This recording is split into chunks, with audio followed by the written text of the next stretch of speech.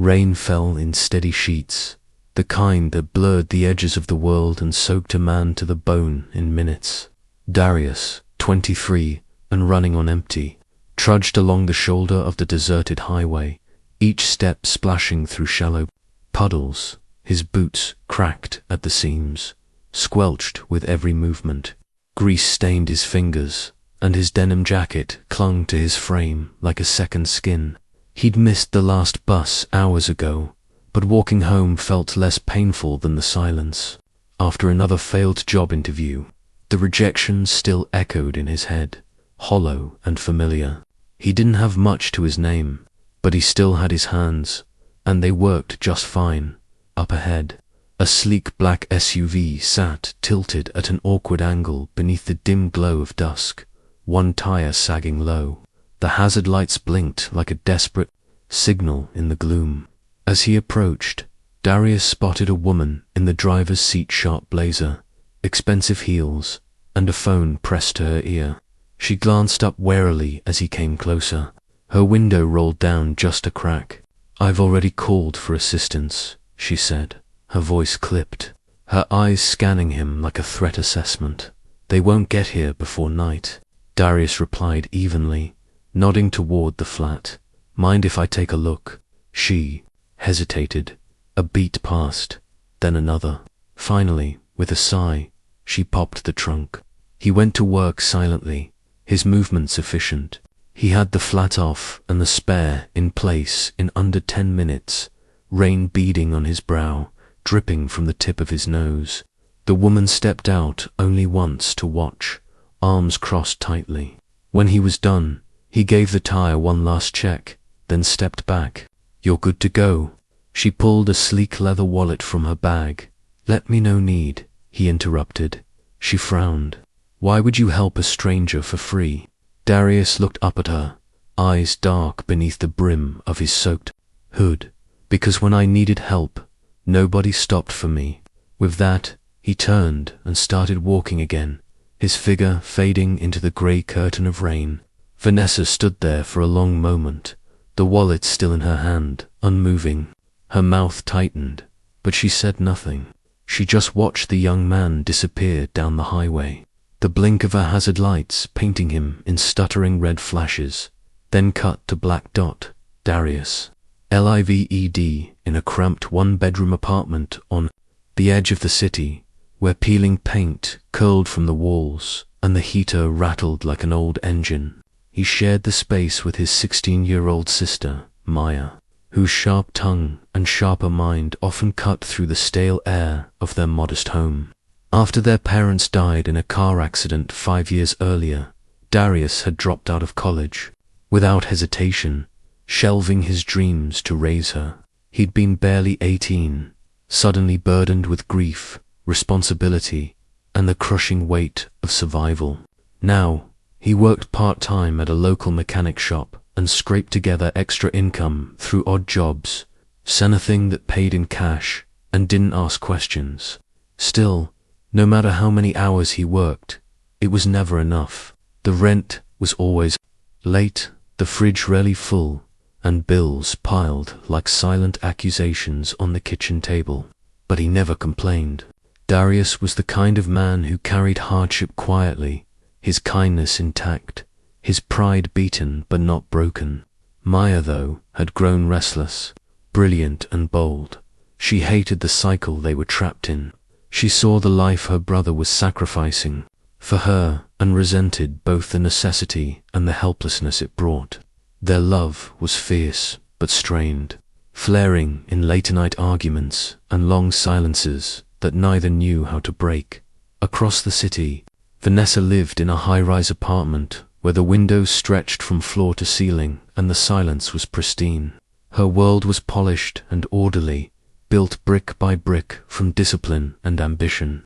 As a real estate executive, she was known for her precision and her cold efficiency, powerful, respected, and intimidating in every room she entered. But beneath the surface, Vanessa carried wounds that success couldn't cauterize.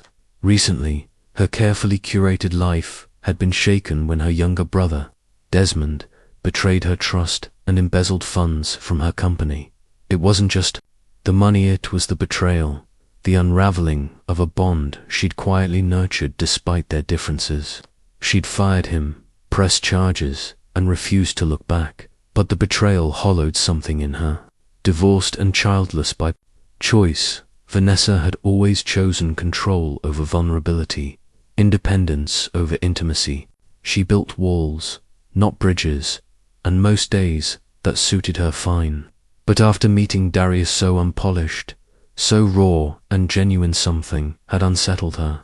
She couldn't stop thinking about his refusal to take money, the simple weight of his words, "Because when I needed help, nobody stopped for me." A few days later, still unsure why it mattered so much, she made a call. One of her drivers was sent out with instructions and an address. Find the young man. Offer him a short-term job fixing company vehicles. No strings. She told herself it was a practical decision. Her real estate firm had a fleet of maintenance trucks and cars constantly in need of repair. But deep down, she knew it was more than that. His honesty had left a mark she couldn't ignore. When Darius received the offer, he hesitated. It felt too good to be real, too easy to fall apart. But rent was due in 4 days, and Maya needed school supplies again. Desperation made the decision for him. He accepted. What began as a favor and exchange of opportunity for labor slowly grew into something else. A strange, tentative connection between two people who rarely asked for help and even more rarely received it.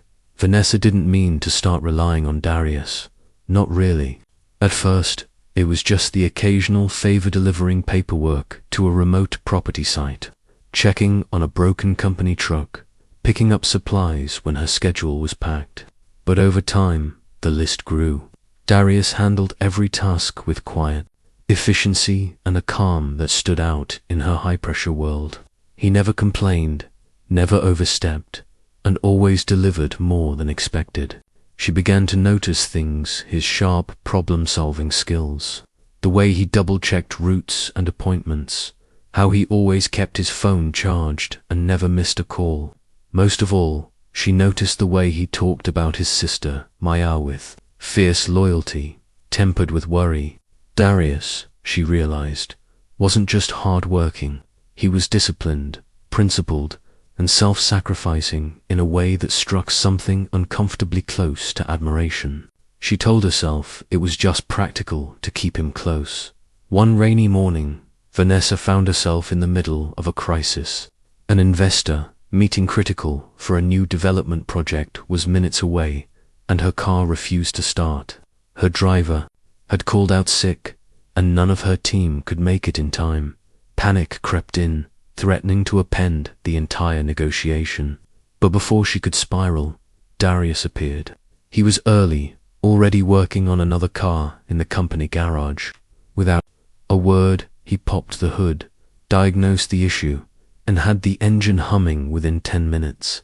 She arrived just on time, composed, the deal secured by a hair's breadth. Later, as she stood outside the glass-walled conference room, watching Darius wipe grease from his hands with a rag tucked in his back pocket, something shifted. That evening, she called him into her office and offered him a full-time position, not just as a mechanic, but as her personal driver and assistant. The role came with benefits, a generous salary, and the kind of stability Darius hadn't known in years. He didn't know how to respond at first. Gratitude fought with disbelief in his chest. Jobs like this didn't just fall into his lap. But rent was no longer a looming threat. Maya could have everything she needed. Maybe they could finally breathe. He accepted. For a while, things got better. The apartment was warmer, the fridge stayed full, and Maya, though still prickly, started talking about college again. Darius found purpose in his new role, and Vanessa began to open up, just a little, letting down pieces of the polished armor she wore like a second skin. But then Desmond reappeared. Unannounced, uninvited, he walked into Vanessa's office. One morning, with hollow eyes and apologies pouring from his mouth, he said he'd changed. that therapy and rehab had opened his eyes, that he missed his sister. Vanessa kept her distance, skeptical, but didn't shut the door entirely. Guilt, or maybe old love, softened her edge. Desmond became a recurring presence by meetings, offering to help with old clients, asking questions that weren't his to ask. More than once, he lingered near Darius, his smile never quite reaching his eyes. He was curious, then condescending, then quietly suspicious. "You trust this guy?" he asked once, laughing like it was a joke. Vanessa didn't answer. One night, long after most of the staff had left, Darius was finishing up some paperwork in the garage office when he heard voices echoing from the nearby conference room. He recognized Desmond's voice, first oily, confident. The second belonged to one of Vanessa's senior managers, a man Darius had seen in countless meetings. They were talking about restructuring, about influence, about how Vanessa was too careful to see what was coming. Desmond was laying out a plan how to isolate Vanessa, chip away at her authority, and eventually force her out of her own company. Darius froze. He was just a mechanic, a driver, a lucky kid who'd been handed a chance. But now he knew something dangerous. If he spoke up, he risked being seen as meddling, ungrateful, or worse, lying. If he stayed quiet, he'd be letting Vanessa walk straight into betrayal again.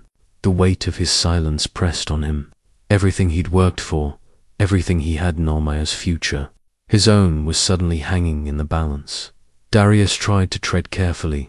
He didn't want to overstep, didn't want to accuse. Without proof, but the unease in his gut refused to settle. One afternoon, when Vanessa seemed calm-tired, but open, he gently brought it up. "I think Desmond might be taking advantage of your trust again," he said, choosing his words, like he was walking a wire. Her eyes snapped to his, sharp and unreadable.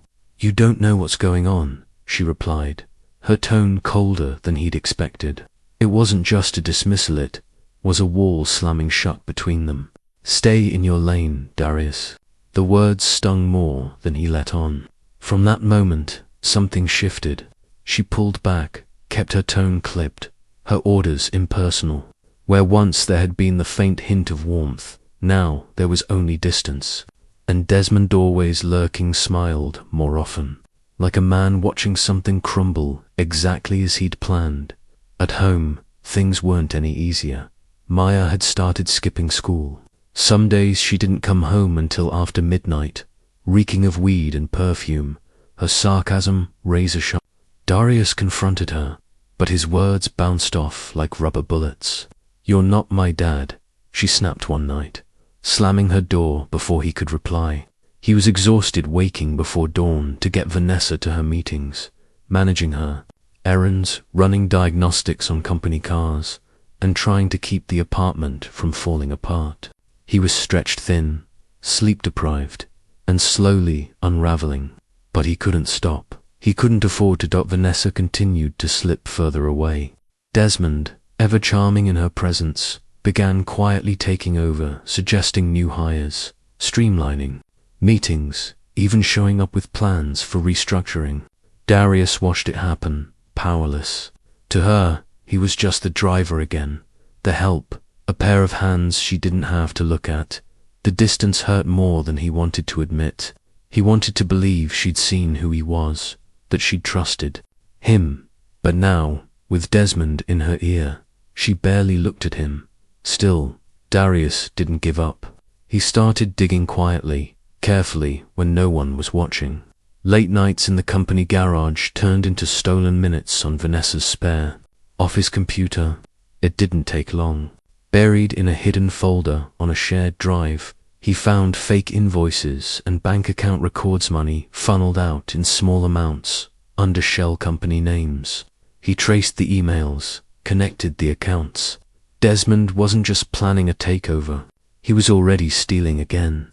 The scale of it made Darius sick, but as he stared at the evidence, his hands shaking, a deeper fear grew. Vanessa wouldn't believe him. Not now, not after the way she'd shut him out. He was just a mechanic. again in her eyes, and Desmond was her brother. Then everything collapsed. It was close to midnight when Darius realized Maya wasn't home. Her phone went straight to voicemail. Panic clawed at his chest as he tore through the city, checking the corners he knew she might be: parks, friends' houses, even the school grounds. Eventually, he found her behind an abandoned gas station, seated on the hood of a sleek car with Desmond leaning beside her, speaking in low tones. Darius's blood ran cold. He got closer, just close enough to hear Desmond say, "You know the codes, right? Just get me access to Vanessa's security system, and I'll make sure you and your brother never have to worry about money again." Maya looked torn, angry, confused, but before she could answer, Darius stepped out of the shadows and grabbed her by the arm. "We're leaving," he said through clenched teeth. Desmond raised his hands in mock innocence. "Just having a chat." Darius didn't respond. He pulled Maya away, furious, terrified, and broken all at once. That night, he didn't sleep. He gathered everything: the emails, the fake accounts, the records, and marched into Vanessa's office the next morning, pale from fatigue, but steady. "I have proof," he said, laying the documents on her desk. She didn't even glance at them. Her face was blank, her eyes cold. "Get out," she said quietly. Darius's breath caught. "Vanessa, please, he's manipulating you again. He tried to get to Maya. He's stealing from you." Her hand curled into a fist at her side, but her voice didn't shake. "You don't get to talk about my family. Not after lying and snooping around like a damn thief." He opened his mouth to argue, but she stepped forward, eyes blazing with something far deeper than anger: betrayal, exhaustion, heartbreak. "You're just like everyone else," she whispered, looking for an angle. Darius stood there. For a long moment, the papers still on her desk, untouched. Then he turned and walked out, each step heavier than the last. Outside, the city buzzed around him, oblivious. The doors behind him closed with a soft click, final and merciless. He had tried to save her. He had tried to protect his sister, and in doing so, he'd lost everything. Weeks passed in a blur of oil-stained rags, clanging tools, and the familiar rhythm of engines coming back to life. Darius had returned to the local garage, slipping easily into the anonymity of honest, physical work. There was comfort in the routine, in the lack of expectations. No sleek buildings, no suits, no careful silences wrapped in tension. Just metal and grease and machines he could fix with his own two hands. Maya was back in school, showing up on time, doing her homework but distant. She didn't talk much anymore, not about Desmond, not about what almost happened, and definitely not about Vanessa. Something between them had fractured, quietly, painfully, and neither of them knew how to name it. Then, one cold night, the news broke.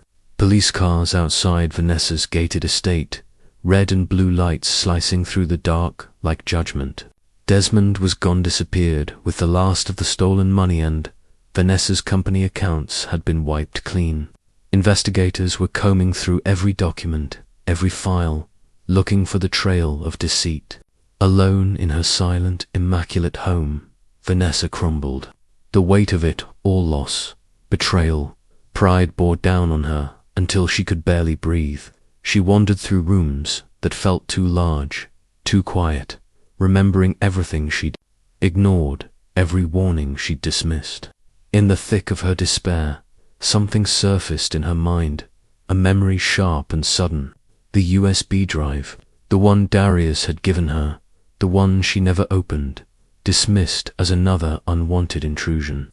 With trembling hands, she found it in the back of a drawer and plugged it into her laptop. What loaded next broke her. Emails, transaction records, internal memos, all catalogued, organized, undeniable. The exact truth Darius had tried to give her, laid bare in front of her like a confession she was too proud to hear. She sank into her chair, horror spreading through her chest like wildfire. He had been trying to protect her, He had risked everything, and she had thrown him away. Her throat tightened. Tears welled, fell, and kept falling as guilt and shame closed in, merciless and suffocating. She tried calling him twice, then 3 more times, but the calls went unanswered. Morning came like a sentence.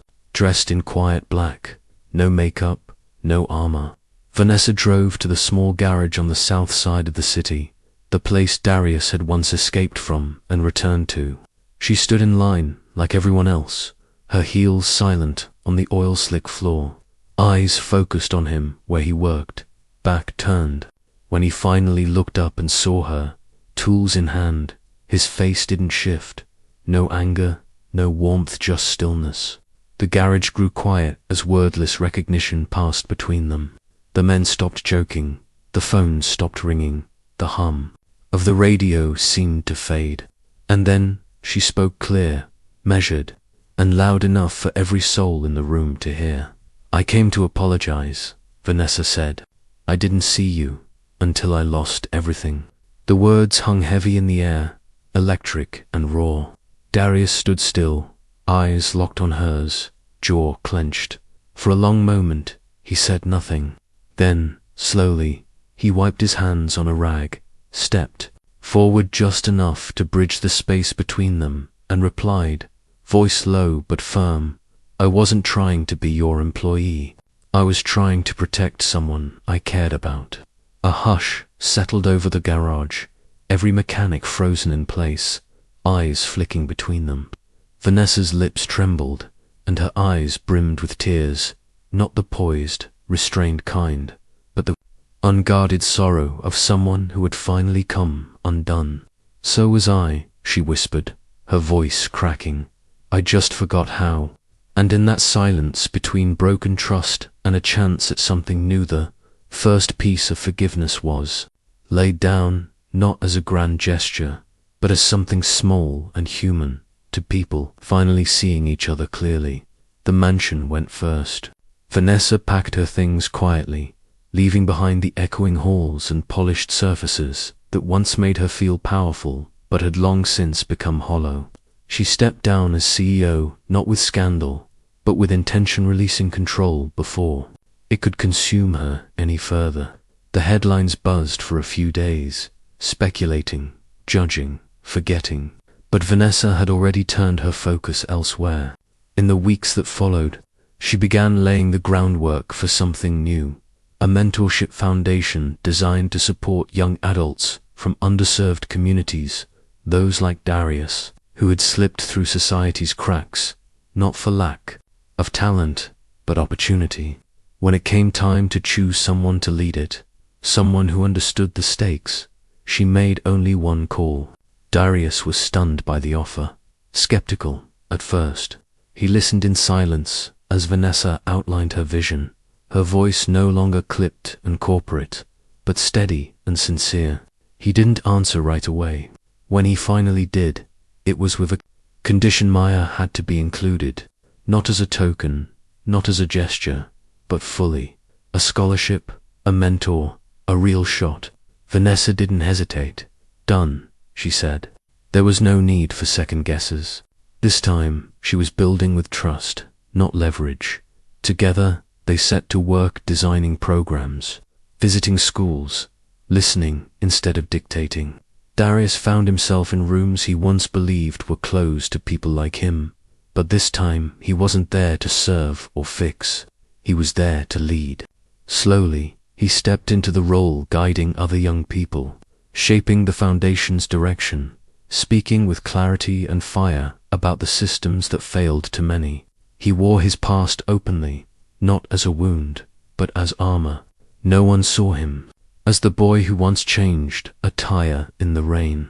They saw him now as a voice, a mentor, a builder. And for the first time in years, Darius didn't feel like he was just surviving. He felt like he was building something real. Vanessa changed, too, not overnight, and not in a way most people would have noticed. But the people close to her, fewer now, but truer, saw it. She smiled more, not the tight smile of business etiquette, but the kind that crinkled the edges of her eyes. She asked questions she didn't already know the answers to. She let silence breathe in conversations. She laughed rarely, but when she looked at Darius, it wasn't through the lens of class or guilt, but as a partner in something meaningful. There was no romance, no sweeping gesture, just the slow dismantling of walls, brick by guarded brick, replaced with connection, humility, and purpose. Maya, too, began to thrive. The scholarship lifted the weight of finances from Darius's shoulders, and the mentorship helped her channel her frustration into ambition.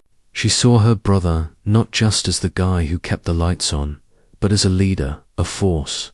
They talked more, fought less. The distance began to close, and so, out of betrayal, loss, and broken pride, something unexpected grew: a partnership, a mission, a redemption not just for Vanessa or Darius, but for everyone who'd been told they didn't belong. They didn't rebuild the world, but they carved out a piece of it and made it better. Not with money or status, but with trust, honesty, and the quiet, relentless work of showing up for one another.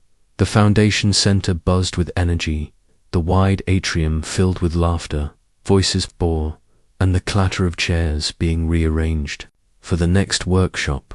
Inside, Darius stood before a group of young, aspiring mechanics, sleeves rolled up, hands gesturing with passion as he spoke about grit, perseverance, and how knowing how to fix things wasn't just about engines, it was about life. Across the hall, Maya stood confidently at a podium, her voice clear as she talked about breaking barriers in tech, her once hidden brilliance now blazing for all to see. Pride radiated from her and from Darius, who glanced her way every so often with a smile he didn't try to hide. Outside, just beyond the noise, Vanessa sat alone on a wooden bench under the late afternoon sun, the quiet wrapping around her like a familiar coat. She held her phone in one hand, scrolling slowly until her thumb paused. There it was, the photo taken months ago by her driver without her knowing. Darius hunched beside her SUV in the pouring rain, hands black with grease, eyes focused, unaware he was being watched. She stared at it for a long moment, the corners of her mouth turning upward in a soft, almost reverent smile.